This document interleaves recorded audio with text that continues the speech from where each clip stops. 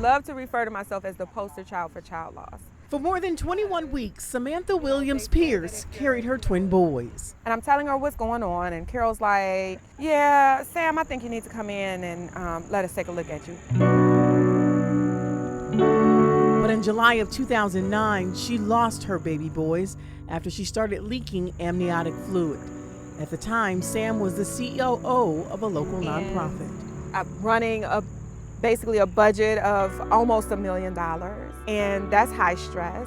Little did she know, Sam had several strikes against her when it came to being able to successfully carry and deliver a baby. And I was actually at a conference where they asked, who do you believe is the worst risk? It had like different answers, and one was a PhD prepared Black woman. Would you believe she has the highest risk? Dr. Heather Rice is an associate professor for the School of Nursing at Cleveland State University.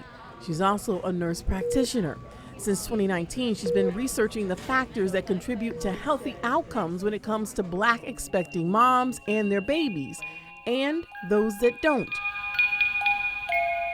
We know that African American women experience toxic stress at an increased level, and that causes the body to experience more of these concerns related to hypertension, glucose being elevated, and the things that cause those adverse outcomes after delivery. What are some of the things that play into toxic stress? Well, that's a great question. So toxic stress is experienced at increased rates for Black women specifically because of systemic racism.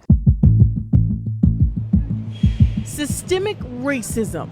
It's the single factor that pervades the everyday lives of Black women. Unequal pay, unbalanced educational systems, implicit bias in healthcare, and microaggressions at work.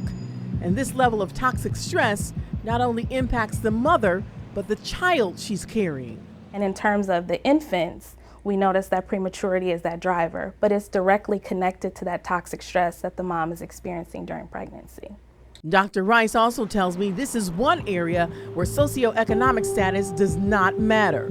No matter how much money or access a Black woman has, she's still susceptible to these higher risks during pregnancy because of institutional racism. We even see with celebrities such as Beyonce and Serena Williams, they also felt during their pregnancies that their voices weren't heard, they were not acknowledged. As for why the numbers are so high in Cuyahoga County, Dr. Rice points directly to the 2020 Project Noir report that ranks Cleveland as the worst city for Black women. Moms really reporting similar situations and incidents that are also mentioned in that study that came out. I believe there's a correlation of what they experience. The research Dr. Rice is doing is in partnership with the Cleveland nonprofit Birthing Beautiful Communities. So our organization was created to ensure that babies were able to make it to their first year. When BBC was created in 2014, Jasmine Long, the current director and CEO, says Black babies in Cuyahoga County made up 73% of infant mortalities under 1.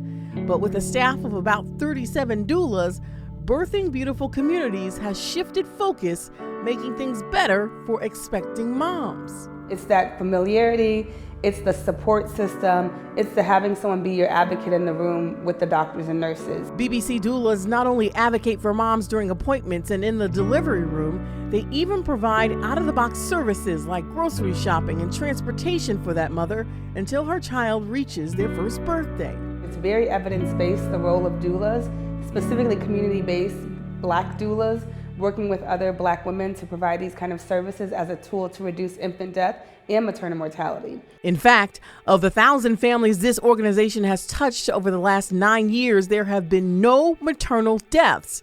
And Long tells me they have a 99% infant survival rate. Remember, I told you when BBC was created, Black babies in Cuyahoga County accounted for 73% of the infant mortality rate.